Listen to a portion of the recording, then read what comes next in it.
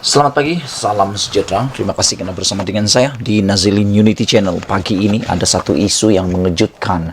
3 jam sebelum Najib masuk ke Mahkamah Persekutuan untuk rayuan terakhirnya bagi kes SRC Internasional, denda 210 juta dan penjara 12 tahun penentuannya hari ini. Tetapi yang mengejutkan apabila Ismail Sabri Yaakob mengumumkan keputusan yang amat mengejutkan kumpulan Zahid Hamidi dan Najib Tun Razak. Pada pendapat saya, apa yang Ismail Sabri umum pagi ini atau mengatakannya pagi ini yang mengejutkan saya ialah beliau memesan kepada semua Barisan Nasional, terutamanya geng-geng, sekumpulan geng-geng kecil ini. Beliau kata, serang pembangkang dan bukan tembak kaki sendiri. Apa ceritanya? Di tengah-tengah cakap-cakap berhubung pilihan raya umum PRU 15, Perdana Menteri Ismail Sabri Yaakob menggesa Barisan Nasional untuk menyasarkan serangan mereka kepada pembangkang dan bukannya pihak sendiri. Ismail Sabri juga berseluruh wanita BN akan memainkan peranan utama dalam menentukan bila dia akan membubarkan parlimen. Bercakap di konvensyen wanita hari ini, dia bercakap ada kala keliru dengan kenyataan yang dibuat sesetengah kumpulan kecil pemimpin BN.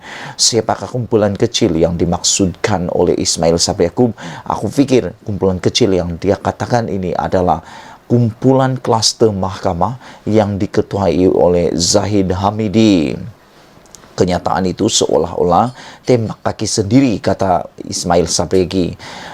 Tembak kaki sendirilah yang boleh menyebabkan kita kecundang dalam pilihan raya, kata Ismail Sabri. Kita rasa hero tembak kawan kita, sedangkan tak sentuh pun pemimpin pembangkang, katanya. Jadi mulai hari ini kita kena tembak pemimpin pembangkang, bukan tembak pemimpin kita, katanya. Yang juga naik Presiden UMNO tanpa menyebut sebarang nama secara khusus. Bagaimanapun dia pernah beberapa kali berkata yang Barisan Nasional sering diserang pemimpin sendiri, terutama berhubung isu kenaikan kos hara hidup. Ismail dan penyokongnya dikatakan bertembung dengan kumpulan diketuai pengurus BN Ahmad Zahid Hamidi. Antara dua kumpulan tersebut adalah tarik untuk mengadakan PRU 15 dengan kumpulan Zahid menggesa ia diadakan secepat mungkin. Itulah dia keputusan Ismail Sabri awal pagi ini yang mengejutkan kita apabila beliau secara terus terang mengatakan ada kumpulan menembak kaki sendiri yang menyebabkan kecundangnya Barisan Nasional. Jadi aku fikir kamu tahu siapa kumpulan ini yang diketuai oleh Zahid Hamidi. Kita berdoa hari ini penentuan nasib utama Najib di dalam rayuan terakhir di Mahkamah Persekutuan. Apa nasib Najib? Adakah kumpulan peguam Najib akan menarik diri apabila kes ini diteruskan di Mahkamah Persekutuan dan rayuan mereka untuk menangguhkan ditolak hari ini? Aku harap Najib tidak perlu untuk mewakili diri sendiri, menjadi peguam diri sendiri ataupun mempertahankan diri sendiri pula. Dan aku juga berharap supaya Mahkamah Persekutuan dapat membuat keputusan paling bijak untuk seluruh rakyat Malaysia pada hari ini. Dan aku harap juga semua peguam, semua hakim akan sehat sejahtera pagi ini, karena takut-takut nanti tiba-tiba pula ada peguam yang sakit, jatuh sakit, ada hakim yang jatuh sakit, sehingga menyebabkan perbicaraan Najib pada hari terakhir ini terpaksa ditangguh pula. Malaysia kita punya, kita jaga sama-sama, cintai Malaysiaku. Kita jumpa lagi, bye-bye. Selamat malam, salam sejahtera. Kita masih cerita tentang kapal perang yang tak siap-siap. Tapi isu yang paling hangat adalah apabila yang di Pertuan Agong kini dilibatkan di dalam isu ini.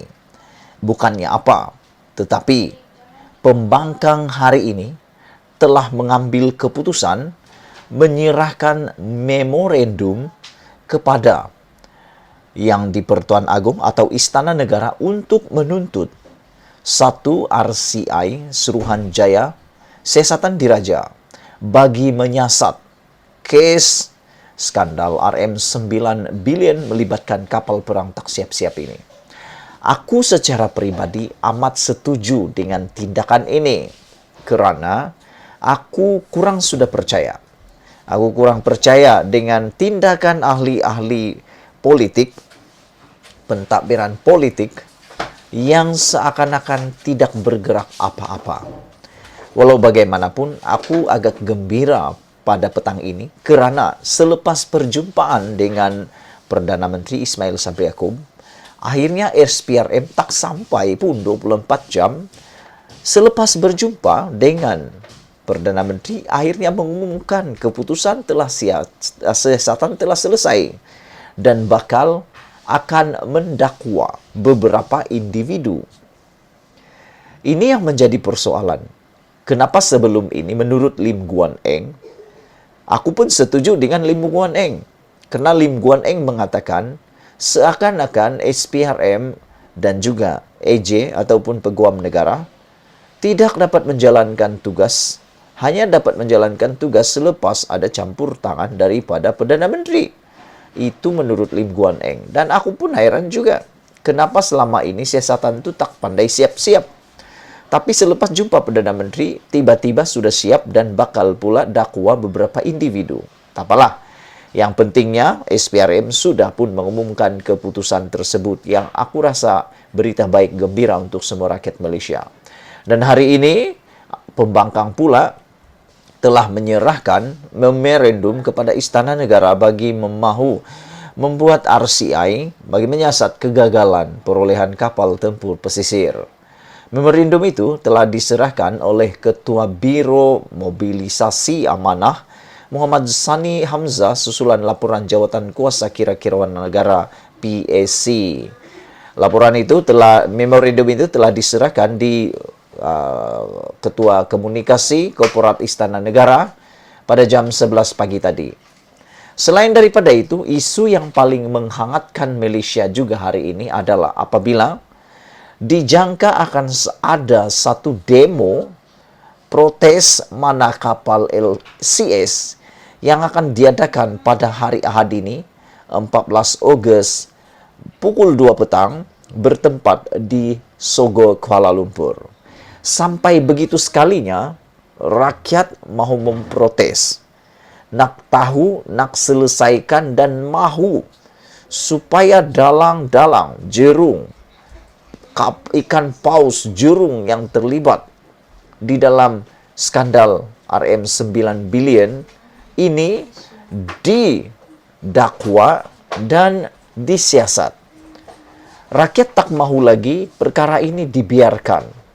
Ahli-ahli yang berkaitan perlulah dihadapkan di mahkamah dan pengadilan. Tak boleh dibiarkan terus-menerus, senang-senang, goyang kaki, tak ada apa-apa penyelesaian. Sehingga protes ini telah diumumkan di Malaysia kini bahawa demo isu skandal kapal perang tempur pesisir akan diadakan pada 14 Ogos ini. Tak tahulah sudah dapat permit atau tidak, tetapi inilah reaksi dan juga naluri hati rakyat Malaysia apabila mengetahui tentang isu besar skandal 9 bilion ini. Satu bantahan untuk mengetengahkan skandal kapal tempur pesisir LCS akan dirancang akan diadakan pada Ahad ini 14 Ogos di Kuala Lumpur. Penganjur yang menggelar diri mereka sebagai jawatan kuasa protes mana kapal LCS berkata mereka akan mengemukakan 3 tuntutan, yaitu pertama, kerajaan menyiasat skandal itu. Kedua, menggesa Menteri Pertahanan Hisamuddin Tun Hussein meletak jawatan.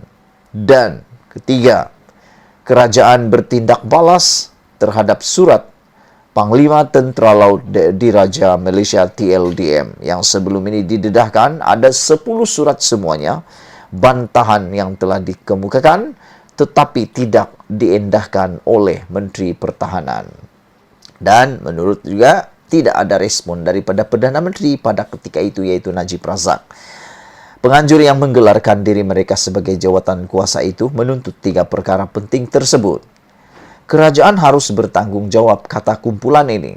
Malangnya, tidak ada tindakan serius yang diambil, melainkan alasan dan jawaban-jawaban tidak rasmi di media sosial yang tidak munasabah dari pemimpin parti kerajaan, kata mereka lagi. Maka, tidak ada jalan lain untuk rakyat melainkan semua turun dan bersuara supaya kerajaan lakukan tindakan segera, kata kumpulan ini lagi. Jawatan kuasa protes mana kapal LCS ini juga menyeru supaya semua pemimpin parti politik, badan bukan kerajaan, dan juga wakil-wakil masyarakat sivil untuk menyertai protes ini. Kehadiran Anda adalah bukan sahaja mencerminkan solidariti untuk rakyat, tetapi menggambarkan budaya politik baru yang mengangkat ketelusan dan integriti pentadbiran, kata penganjur dalam satu kenyataan hari ini. Tunjuk perasaan itu dijadwalkan akan berlangsung pada jam 2 petang di Kompleks Beli Belah Sogo. Pada 4 Ogos yang lepas, Jawatan Kuasa Kira-kira Wang Negara PAC mengeluarkan laporan siasatannya mengenai projek LCS yang mengejutkan. Antara lain, laporan itu mengaitkan Presiden UMNO Ahmad Zahid Hamidi sebagai orang yang bertanggung jawab menukar reka bentuk LCS yang tidak diminta pihak TLDM sebagai pengguna akhir.